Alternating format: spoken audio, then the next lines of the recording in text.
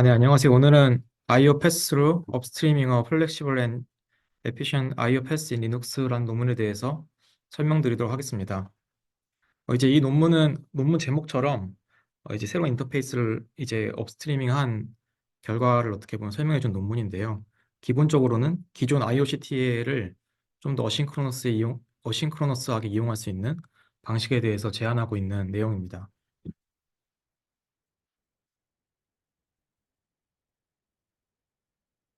잠시만요. 안 넘어가지? 네, 저자들은 먼저 어, 최신 NVMe 표준을 보면 새로운 커맨드 셋들이 계속해서 추가되고 있다는 것을 언급하고 있습니다. 예를 들어 GNS, 키밸류, FDP 이런 표준들이 계속해서 추가가 되고 있는데 저자들이 생각하는 문제는 이러한 뭐 커맨드들은 새로 만들어지고 논문들은 나오는데 실제 사용자가 이것을 사용하기에는 아직 많은 어려움이 있다고 얘기를 하고 있습니다.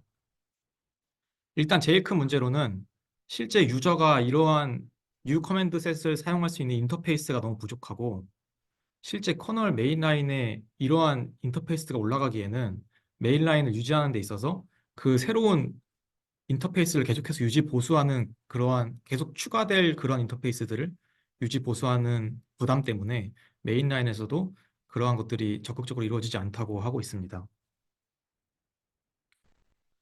기존에 있는 커널 IO 패스에서도 이러한 새로운 NVMe 커맨드들을 지원하는 것에 어려움들이 있다고 하는데요.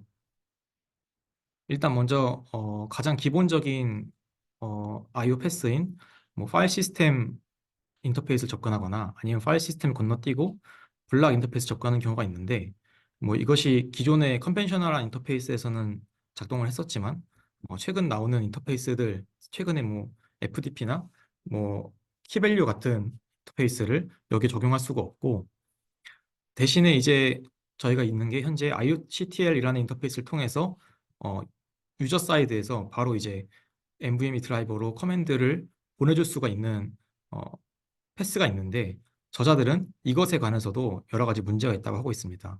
일단 가장 큰 문제는 이런 모든 방식이 모두 다 결과적으로는 이 NVMe 디바이스를 블락 디바이스로 보여주고 있는데 최근에 나오는 커맨드 셋들은 NVMe를 블락 디바이스로서 인식하지 않는 경우들이 있다고 합니다.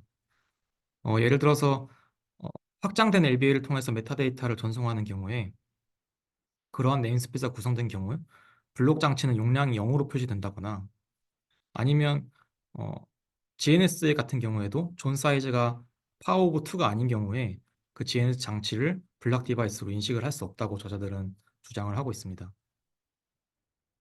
추가적으로 앞서 말한 IOCTL 인터페이스에 여러 제약점들이 있다고 언급을 하고 있는데요. 첫 번째는 바로 직전에 말씀드린 것처럼 이제 블락 디바이스로만 고정된다는 문제점이 있고 두 번째로는 IOCTL이 현재 싱크로너스하게만 운영을 할 수 있어서 어떤 확장성 차원에 있어서 큰 단점이 되고 있다고 합니다. 그리고 결과적으로 IOCTL은 유저 스페이스에서 커널 스페이스로 그 IOCTL 커맨드를 카피를 해야 되는데 이것이 결국에는 매 커맨드마다 오버헤드가 발생하는 원인이라고 하고 있고요. 그 또 마지막으로는 현재 IOCTL은 NVMe 드라이버 단에서 IOCTL 패스스루 커맨드가 내려오면 루트 유저인 경우에만 그 패스스루 커맨드가 이어서 진행이 된다고 합니다. 그래서 이러한 구조가 실제 사용자가 어, 사용하기에는 어려움이 많이 있다라고 언급을 하고 있습니다. 그래서 앞서 말한 이런 문제점들을 기반으로 저자들은 새로운 인터페이스를 구상하고자 했는데요. 그를 위한 디자인 목표들을 다음과 같이 세웠습니다. 먼저 계속해서 말했던 것처럼 새로 생길 인터페이스는 블락 IO에만 어떤 이렇게 종속되지 않아야 된다고 하고 있고요. 그리고 지금까지 나온 새로운 커맨드 셋들, 그리고 앞으로도 나올 커맨드 셋들을 충분히 지원할 수 있도록 확장성이 있어야 된다고 주장을 하고 있습니다. 그리고 당연하게도 효율성과 어떤 스케일러빌리티가 있어야 된다고 하고 있고요. 그리고 이제 직전에 말씀드린 것처럼 IOCTL 같은 경우에는 루트 유저만 사용 가능한데 실제 유저들이 사용하기 위해서는 적절한 권한이 있는 유저는 모두 사용할 수 있도록 구현이 되어야 된다고 주장을 하고 있습니다. 그리고 마지막으로 실제 필드에서 사용되기 위해서 이러한 새로 구현될 기능들이 결국에 업스트림 돼야 될 텐데 그를 위해서 이제 업스트림이 될 만한 구조로 설계가 되어야 된다고 언급을 하였습니다. 그래서 이제 앞서 말한 디자인 목표들을 기반으로 이제 구조를 저자들이 만들었는데요. 이 그림에서 보시면 앞에 왼쪽에 ABC는 사실 이전에 보셨던 기존의 IO 패스이고 여기 노란색 네모 쳐진 부분이 새로 생긴 IO 구조인데 이것은 뭐 추후에 확장이 되거나 여러 변경이 가능하기 때문에 아주 단순하게 구성이 되어 있습니다. 다만 특징적인 점을 보시면 기존에는 NVMe 디바이스가 이제 드라이버 단에서 이런 익숙하신 이름으로 이게 NVMe 0N1이라든지 이런 식으로 블락 디바이스로 보여져야 되는데 그거와는 별도로 이런 dev 슬래시 ng라는 이름을 시작으로 표현되는 캐릭터 디바이스로 생성이 된다고 합니다. 이 ng라고 하면 이제 NVMe 제네릭에서 글자를 따왔다고 하고요. 그래서 이 캐릭터 디바이스를 만들고 여기에 기존의 IOCTL 대신에 IO 유링을 사용해서 IO 유링을 통해서 커맨드를 내리도록 설계를 하였다고 합니다. IO 유링 같은 경우에는 기존 리눅스에 리눅스 커널에 들어가 있는 모듈인데 이제 커맨드를 어싱크로너스하게 처리해주는 기능을 하고 있습니다. 그런데 그러니까 마치 AIO와 같은 기능을 하는데 다만 기존의 IO 유링 같은 경우에는 그 NVMe 패스스루 커맨드를 바로 NVMe 드라이버로 내려주는 기능은 없어서 그러니까 예를 들어서 기존에는 뭐 파일 시스템으로 간다거나 블락 레이어로 가게 되는 것이죠. 그래서 이러한 패스를 새로 구현하여 적용을 하였다고 합니다. 좀 더 자세하게 설명드리기 전에 IO 유링에 대해서 간단하게 짚고 넘어가면 IO 유링 같은 경우에는 이제 어싱크로너스라는 IO를 지원하는 이제 모듈인데요. 유저 스페이스와 커널 스페이스 사이에 서로 공유 가능한 어떤 쉐어드 링 버퍼를 가지고 있는 구조라고 보시면 되겠습니다. 이 IO 유링을 저자들이 이걸 기반으로 개발을 한 이유가 일단 먼저 확장성이 좋아서 파일 IO도 되지만 네트워크 IO도 지원을 하고 무엇보다도 현재 업스트림을 하는 그런 커뮤니티에서 IO 유링이 AIO나 다른 방식보다 활발히 진행되고 있기 때문에 이 방식을 기반으로 구현을 하였다고 합니다. 좀 더 자세히 살펴보면 말씀드렸다시피 어떤 유저와 커널 사이에 쉐어드 가능한 링 버퍼를 두고 있고요. 따라서 유저가 커널로 이제 커맨드를 전달할 때 메모리 카피와 같은 비용이 발생하지 않게 됩니다. 그리고 추가적으로 어, 유저 투 커널로 이제 커맨드 서미션 하는 거를 커널로 오프로드 할 수 있는 기능이 있어서 그런 어떤 시스템 콜에 대한 비용도 숨길 수가 있고 컴플리션 같은 경우에도 반드시 인터럽트로만 되는 것이 아니고 풀링으로도 가능해서 상황에 따라서 비용들을 절감할 수 있다고 합니다. 그래서 아래에 저자들이 간단한 실험을 했었는데 이제 IOCTL로 이제 배치 사이즈를 늘리면서 리드를 한 경우와 IO 유링을 사용해서 같은 실험을 한 결과 사실 여기에서의 IO 유링 데이터는 이제 NVMe 패스스루 커맨드가 모두 적용된 실험 결과인데요. 어쨌든 배치 사이즈가 증가함에 따라서 스케일러빌리티가 IOCTL과는 달리 명확하게 있음을 보여주는 것을 알 수 있습니다. 그럼 이제 바로 유링 커맨드에 대해서 보겠습니다. 이 유링 커맨드라고 하면 기존의 IO 유링에서 NVMe 패스스루 커맨드를 드라이버로 넘겨주기 위한 커맨드라고 보시면 되겠습니다. 그래서 이 유링 커맨드 안에는 뭐 기존의 IO 유링이 쓰는 여러 정보도 있지만 그 NVMe 패스스루 커맨드 그 자체가 들어있기도 한 것을 알 수 있습니다. 근데 이렇게 되면 이제 NVMe 패스스루 커맨드가 대략 80바이트 정도 되기 때문에 사이즈가 상당히 커지게 되는데요. 그래서 이제 IO 유링에 있는 그 서미션 큐 엔트리랑 컴플리션 큐 엔트리도 사이즈가 좀 키워졌다고 얘기를 하고 있습니다.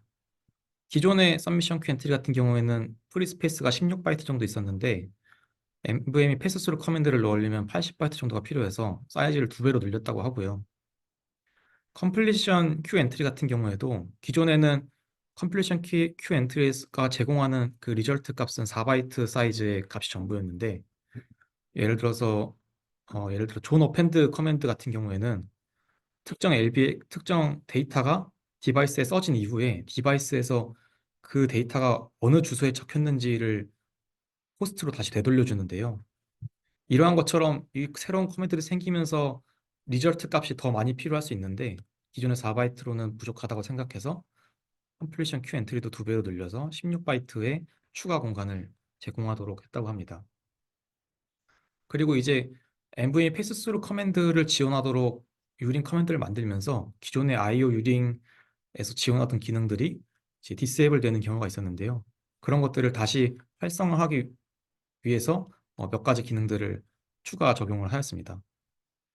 먼저 픽스드 버퍼라는 기능인데요. 복잡한 건 아니고 단순하게 이제 기존에 IO를 하려면 유저 버퍼를 IO를 하기 전에 핀드하고 내려야 되는데 이러한 버퍼 피닝하는 코스트가 IO가 빈번하게 발생하는 경우에 꽤 크게 나와서 그럴 바에는 버퍼를 미리 할당해 놓고 그 한 번 할당해 놓은 버퍼를 그냥 돌려 쓰자라고 하는 개념입니다. 이것이 원래 기존 IO 유링에는 적용이 되었던 기능인데 이게 패스스루 기능과도 동시에 동작하도록 하기 위해서 이제 뭐 IO 유링 사이드에 추가 구현을 하였고요. 서미션 큐 엔트리에 그 버퍼 인덱스를 추가로 적용을 하고 NVMe 사이드에서도 NVMe 드라이브에서 이제 얘가 어, 커맨드를 보고 얘가 픽스드 버퍼를 사용하고 있다라는 걸 인식해서 그걸 인식하면 IO 유링한테 얘는 프리맵드된 버퍼를 사용한다고 알려주는 방식으로 인터페이스를 구현해서 적용하였다고 합니다. 추가적으로는 마지막으로 컴플리션 폴링이 있는데요.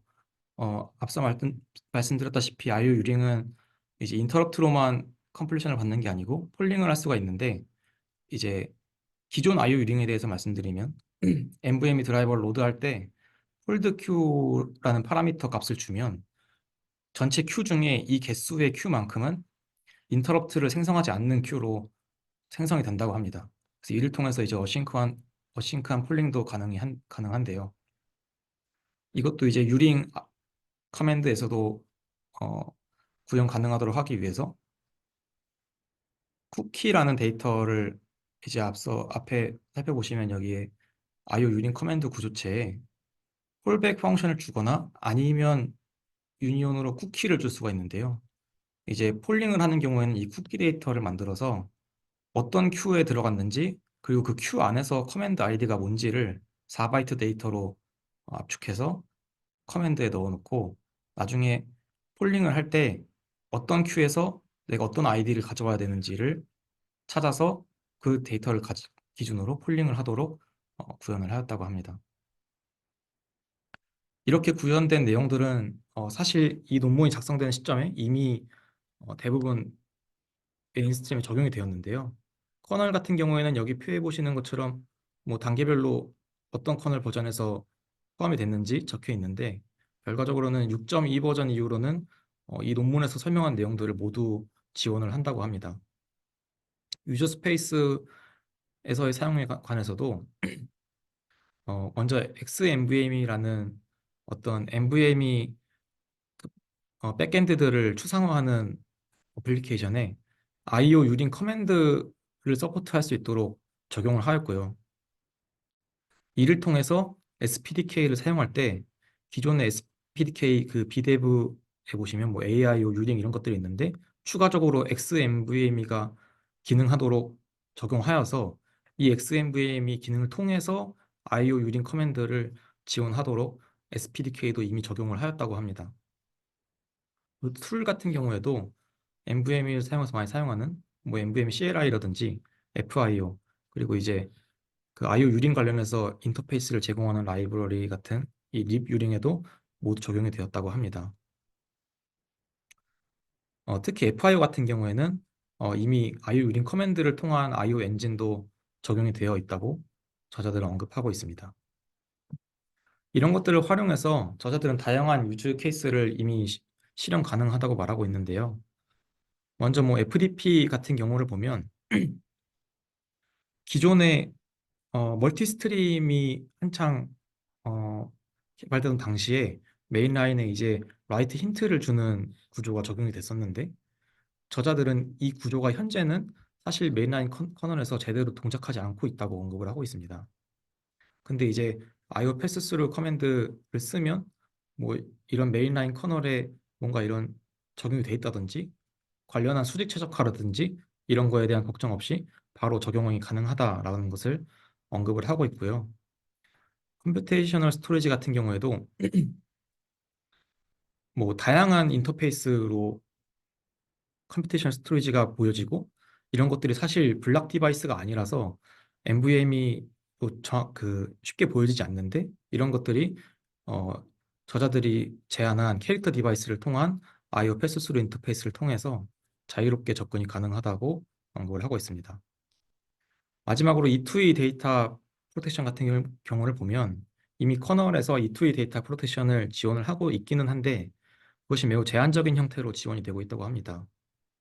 E2E 데이터 프로텍션 같은 경우에는 이제 DIX랑 DIF 두 형태가 있는데 DIX는 보시면 데이터 버퍼에 추가적으로 이런 메타 데이터를 위한 버퍼를 추가로 줘서 주는 방식이고 DIF는 기존 4KB 데이터 버퍼에 그대로 붙여서 추가된 버퍼를 주는 방식인데요. 기존의 블락 디바이스 형식에서는 DIF 형식이 아예 지원이 불가능하고 DIX도 제한된 형태로 지원을 하였는데 만약에 이 본 논문에서 제안한 IO 패스수를 사용하면 풀리 지원이 가능하다라고 강조를 하고 있습니다. 이제 앞선 내용들을 바탕으로 실험한 결과를 설명드릴 건데요. 먼저 하드웨어 같은 경우는 다음과 같습니다. 크게 특별한 내용은 없는데 보자면 이제 스토리지 중에 하나를 인텔 옵테인을 사용했는데요. 보시면 4K 랜덤 라이트는 1.6메가가 나오고 512바이트 랜덤 리드가 5밀리언 이게 IOPS로 표현을 했는데요. 훨씬 더 높은 IOPS를 보여주는 것을 알 수가 있습니다. 그래서 이제 저자는 이걸 바탕으로 실험하는 워크로드를 거의 리드 온리로 이제 실험을 진행을 하게 됩니다. 근데 이제 그 이유에 대해서 이제 리드를 할 때 IOPS가 엄청나게 나오기 때문에 그것이 이제 소프트웨어 오버헤드를 보여주기에 어떤 최적의 워크로드다라고 언급을 하고 있습니다. 먼저 이제 FIO를 사용한 싱글 코어 데이터를 보겠습니다. 이제 FIO의 기존의 IO 유링을 위한 테스트 셋이 있는데요. 이제 그것을 이 IO 유링 커맨드 논문에서 제안한 방식에도 지원 가능하도록 구현을 하고 이미 적용을 하여서 그를 바탕으로 그 FIO 기본 테스트 셋을 사용했다고 합니다. 그래서 비교군을 보시면 먼저 IO 유링을 단순 적용한 것이 있겠고요. 그리고 IO 유링에 이건 이제 앞서 설명드렸던 그 잠시만요.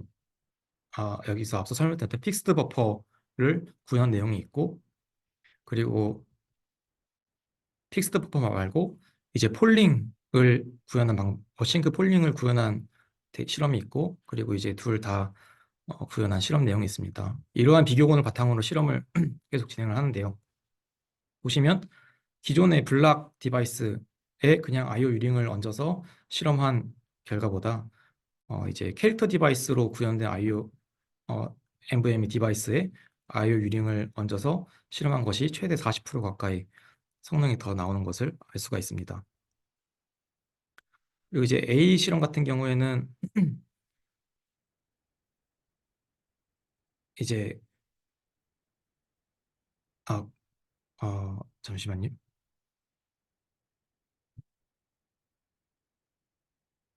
네, 죄송합니다.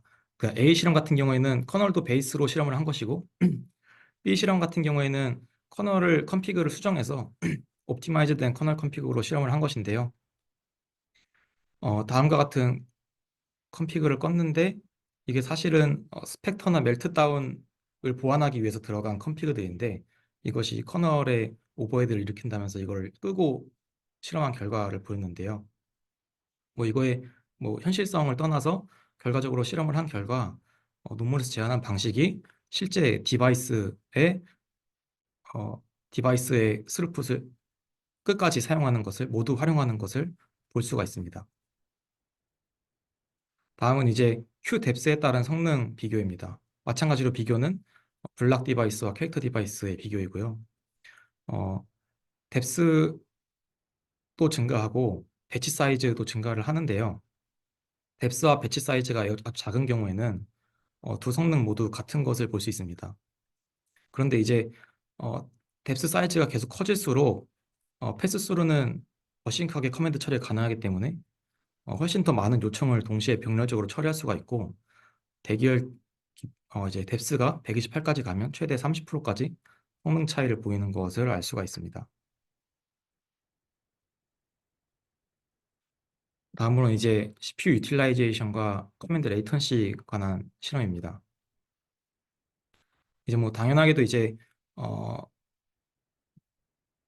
여기서 보시면 4kb부터 64kb까지 레코드 사이즈가 커지는데요. 레코드 사이즈가 커지면 레이턴시는 길어지고 CPU의 유틸라이제이션 같은 경우에는 낮아지게 되는데 이제 그 이유야 당연히 레코드 사이즈 커지면 뭐 그만한 사이즈의 피지컬 페이지에 대한 락이 필요하고 DMA 매핑과 같은 동작이 필요해서 레이턴시가 길어지게 되고 다만 이제 어, 레코드 사이즈가 커질수록 워크로드가 점점 IO 바운드 되는 양식을 어, 양상을 보이기 때문에 4kB 같은 경우에는 CPU 유틸라이제이션이 가장 높게 나오는 걸 볼 수 있습니다. 근데 결과적으로 성능을 비교해 보면 이 회색과 노란색이 이제 어, 블락 디바이스를 사용해서 이제 실험을 한 결과이고 파란색과 빨간색 점선이 캐릭터 디바이스를 활용해서 실험을 한 결과였는데요. 픽스드 버퍼를 사용한 경우와 아닌 경우 모두 캐릭터 디바이스를 사용한 것이 성능이 더 잘 나오는 것을 볼 수 있습니다. 다음으로는 SQ 폴링과 배칭입니다. SQ 폴링은 앞에선 설명을 간단하게 드리고 넘어갔는데 어, 그 서미션 큐를 이제 커널에 오프로드 할 수 있는 게 IO 유링의 기능 중 하나라고 말씀드렸었는데 이제 그 기능을 활용한 것입니다. 그래서 추가적인 CPU 코어를 커널이 서미션 큐를 폴링하는 것으로 할당을 해서 이제 서미션 큐 폴링을 이제 커널로 오프로드 한 것이고요. 그거를 했을 때도 이제 캐릭터 디바이스를 활용한 성능이 어, 블락 디바이스를 활용한 성능보다 더 높게 나오는 것을 볼 수 있습니다. 다음으로는 이제 캐시 립에 대한 설명을 드릴 텐데요. 이거는 이제 결과적으로 FDP를 적용했을 때의 성능을 보기 위한 실험입니다. 캐시 립이라고 하면 이제 메타에서 어떤 램과 SSD를 이렇게 활용해서 그냥 캐시 엔진을 돌리는 라이브러리인데요. 이제 이 캐시 엔진은 SSD에 데이터 저장할 때 어떤 B캐시랑 블락 캐시라는 두 가지 IO 엔진을 사용하는데 각각 스몰 데이터와 어떤 라지 시퀀셜 데이터를 위한 이제 엔진으로 사용이 되고 있습니다. 근데 이제 이렇게 되는 경우 기존 블락 디바이스에서는 이 두 데이터가 앞서 설명드렸던 것처럼 FDP를 블락 디바이스에서 활용을 못했기 때문에 이것이 서로 같은 피지컬 낸드에 섞이게 되고 이것이 결과적으로 와프가 상승하는 결과를 일으킨다고 주장을 하고 있습니다. 근데 이제 그 논문에서 제안한 IO 유린 커맨드를 사용하게 되면 FDP를 자유롭게 쓸 수 있기 때문에 FDP에 의한 효과로 와프가 1인체로 지속되는 것을 알 수가 있습니다. 마지막으로 SPDK를 적용한 실험 결과입니다. A 같은 경우에는 각각의 디바이스가 한 개, 두 개일 때 각각의 디바이스마다 하나의 코어를 물려서 실험한 결과이고요. B 같은 경우에는 디바이스 개수에 상관없이 하나의 코어를 가지고 실험한 결과인데요. 이제 각각의 싱글 코어를 가지고 있을 때는 어 이제 캐릭터 디바이스 사용한 IO 유령도 SPDK만큼 높은 성능을 보여주는 걸 볼 수 있지만 사실 이제 하나의 코어만 사용했을 때는 어, SPDK가 이제 캐릭터 디바이스 IO 유령보다 더 높은 성능을 보여주는 걸 알 수 있습니다. 정확히 말하면 IO 유령의 성능이 떨어지는 것인데요. 이 이유는 이제 SPDK 같은 경우에는 NVMe 장치를 여러 사용자 간에 공유한다는 그러한 그런 고려가 없기 때문에 코드가 더 간단하고 그리고 이런 IO 패스스루를 활용한 이런 제한된 내용 같은 경우에는 뭐 하드웨어 큐 추상화나 뭐 타임아웃 어보트 같은 그런 기능 때문에 일부 블록 레이어 기능을 사용해 일부 블록 레이어 코드를 타야 된다고 합니다. 그러한 비용이 추가로 들어갔다고 하고요. 그리고 이제 뭐 라이트백 스롤링이나 블락 C그룹 같은 경우에 이제 이런 패스스루 커맨드에는 필요가 없는데 이제 패스스루를 활용한 경로에서 부득이하게 이제 그 코드를 거쳐야 된다고 하는데요. 6.8 버전 커널에서는 이제 그러한 것이 변경이 되어서 개선된 커널이 추후에 릴리즈 될 것이라고 주장을 하고 있습니다. 여기 보시면 엑스트라 컨피그 체인지라는 내용이 있는데요. 이건 이제 음, 뭔가 좀 더 이 IO 유ring 성능을 최적화하기 위해서 뭐 프리엠션을 끈다든지 프리퀀시를 바꾼다든지 하는 일부 변경을 한 실험 결과인데 어, 이것에 어떤 효과를 기대한 변경인지는 자세하게 언급은 하지 않고 있습니다. 마지막으로 이제 콘클루전입니다. 앞서 설명드렸던 것처럼 이제 NVMe 디바이스를 캐릭터 인터페이스로 제공하는 것을 제안을 하였고요. 이를 통해서 어떠한 인터페이스에도 사용이 가능한 캐릭터 인터페이스를 이제 가지게 되었다고 주장을 하고 있고 NVMe 피처들 중에서 커널에 전혀 구현되지 않은 기능들도 시도할 수 있는 얼터네이티브를 새로 만들었다고 주장을 하고 있습니다. 그리고 이제 IO 유린과 기존 패스스루 커맨드를 혼합해서 결과적으로 IOCTL을 어싱크로너스하게 사용할 수 있도록 적용하였다고 저자들은 언급을 하고 있습니다. 감사합니다.